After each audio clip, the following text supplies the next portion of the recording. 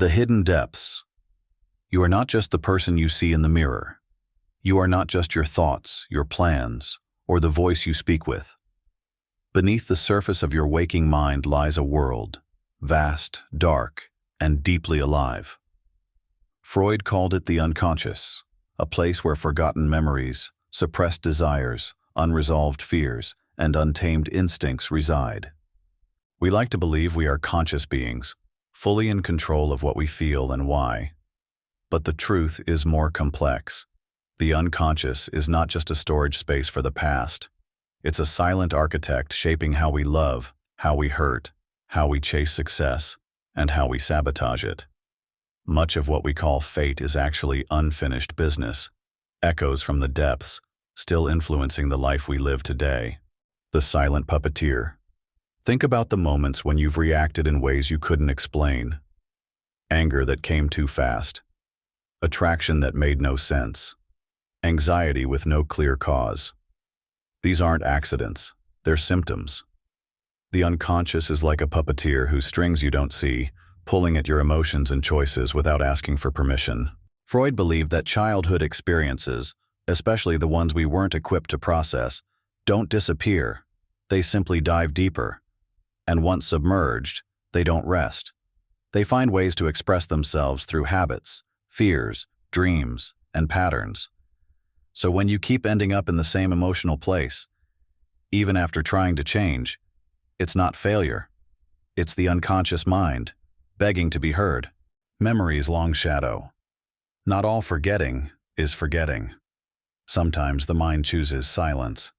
Painful moments, humiliations, betrayals, rejections get tucked away, like secrets too dangerous to confront. Freud called this repression. But repression is not deletion. It is preservation through hiding.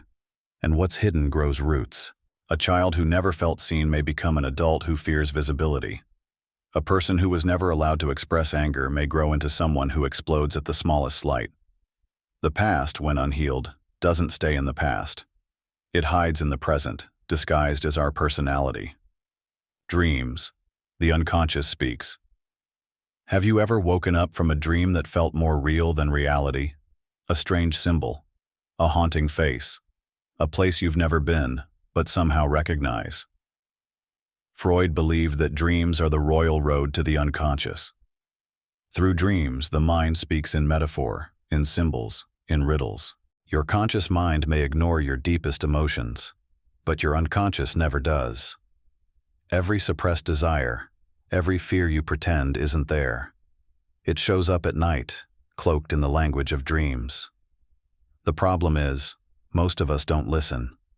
We treat dreams like nonsense. But what if they're messages, coded, yes, but full of truth? What we avoid always returns. The unconscious has a way of repeating what we refuse to resolve. This is why people find themselves stuck in the same emotional loops, choosing partners who wound them in familiar ways, sabotaging happiness just when it arrives, or living out cycles of shame, even when life is stable. Freud said, "No mortal can keep a secret. If his lips are silent, he chatters with his fingertips." The unconscious will speak, through illness, through dreams, through slips of the tongue, through chronic unease. It will speak until it is heard. Have you ever said something you didn't mean to say, but felt it revealed something deeper? This is what Freud called a Freudian slip, when the unconscious leaks into speech. You might call someone by the wrong name. You might say, "I hate you," instead of, "I love you." These moments aren't just awkward, they're clues. Little cracks in the mask we wear every day.